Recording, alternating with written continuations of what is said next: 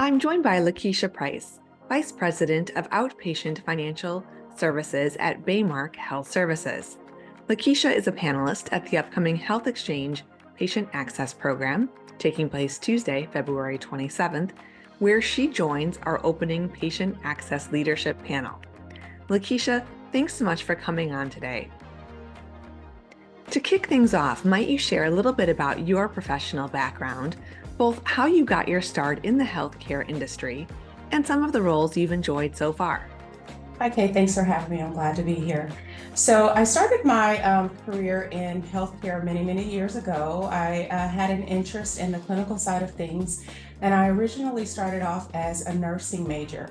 Um, to get a closer view of what was happening within the clinic, I thought it would be a really good idea to get a position at the hospital. And so my very first job was as a unit secretary.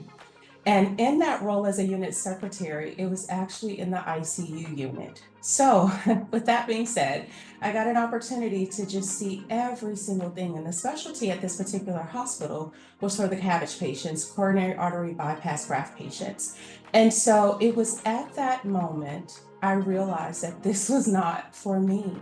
And so I had put quite a bit of time into nursing. I had an opportunity to see firsthand with registration and all of that, kind of contributes to patient care and things of that nature. And I realized I needed to do a hard pivot within my career at that point.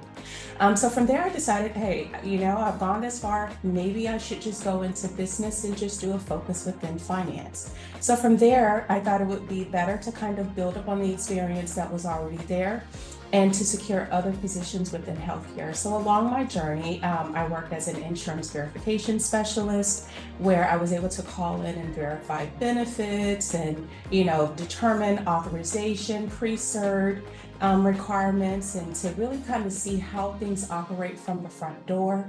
From there, I went on and took on a position working as a payment poster. So I got to see a little bit of that and to go through that entire month-end debacle of where it's off by a penny or a quarter, and the frustrations that come with that. And then after a while, I relocated here to Texas.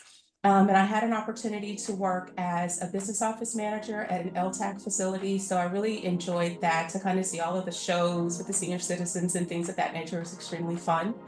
And I had a short stint working at Trailblazer Health. I know that that's an old name within healthcare, as a credentialing training specialist. So a bit of a stint there. Went into education and I got to see I had an opportunity to see the formalities of it, right? So I got to see it from a textbook perspective, right? And so I was able to kind of combine those together. And eventually the opportunity at Baymark Health Services, presented itself. And I started off with the organization, and here I am today. Wonderful. And tell us a little bit about Baymark Health Services and a little bit about the organization and also your current priorities with your team there.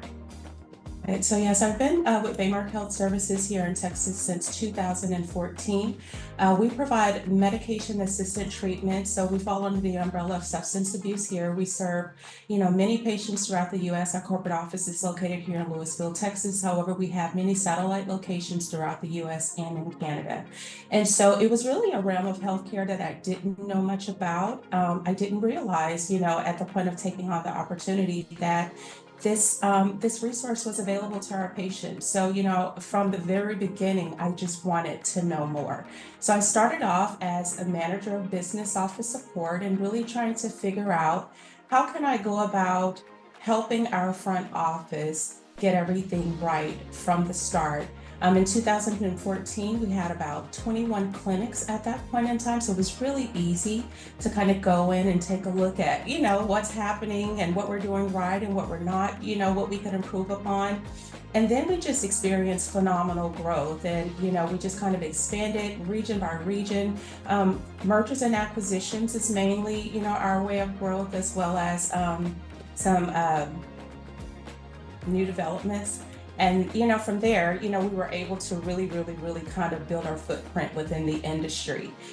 With that, hard work that I put in, I was able to promote internally to a director of business office support and kind of expand upon that. I got a bit of a team underneath me. So my trainers are equivalent to patient access coordinators. So they're in the field, they're assigned to a region, and they provide training and auditing and compliance, support to our clinics in the field. And then, and then from there, fortunately, I was promoted to my current position, which is a vice president of Outpatient Financial Services, where I support 4 of our 5 service lines within the organization. Some of the things that I'm looking to expand within, my team within 2024 is the financial clearance process. So that has been extremely important for us to make sure that we have a full understanding of what is required, from our team prior to services being rendered. You'll often hear financial clearance being used in addition to financial counseling. And that's really our goal, is to help fix our front door by, number one, verifying benefits prior to services being rendered, making sure that we have all of the supportive documentation in hand, that we are giving full disclosure with pricing transparency, that our patients have their estimates in hand, and that they have all of the tools that they need in order to be able to make a sound decision, before they actually go into treatment. So that's number one. The second item that I'm really focused on is streamlining our prior authorization. So, a lot of our payers won't go back and retro our coverage. So it's really important that we get it right, and we get it right the first time. That sort of segues over into my third point, which is decreasing our pre-service related denials. It's really just a pain when you identify those revenue gaps. That's a result of registration errors or just not following through with the processes and the tools that are in place to be able to avoid that. And while we'll never have it 100% error free, we can certainly strive towards implementing better KPIs to get a better handle on that. Well, certainly you've got a lot of ground to cover then this year to optimize all of your processes. But I'm confident that you're heading in the right direction with such a clear focus on this is what we need to improve. And it's really all about helping patients access the care that they need. And as you said earlier, make that right, sound financial decision for them, and to have all of the information to do that. And that you're really providing that. Well, we look forward to having you on our upcoming panel where you're joining other patient access leaders discussing leadership development, change management. We've got a host of different topics that we're going to cover during that panel. What specifically are you hoping or looking forward to benchmarking with the panelists or peers during that session? I would love to hear some of the KPIs that some of my counterparts are using. How are they focusing on like their turnaround time for insurance verification, and how are they improving upon their accuracy rate when it comes to, getting it right the first time? The patient estimates, what tools are they using? Are we using the right tools, or are we using an antiquated process? So I'm super excited to kind of hear the systems that they have in place. And in addition to that, what are they doing to decrease their denials? Is it that technology that they have in place to sort of augment those processes? Or do they just have some rock stars that maybe, I may need to source out myself? And then lastly, I would love to hear more about batch eligibility and some of the changes that we've seen, in healthcare as posted on, say, cms.gov and things of that nature. So I'm extremely excited about this networking opportunity. Glad to be a part of the panel team, and looking forward to the great ideas that some of my counterparts may have out there to see how I can bring that back to Baymark Health Services and improve upon the processes that we have here.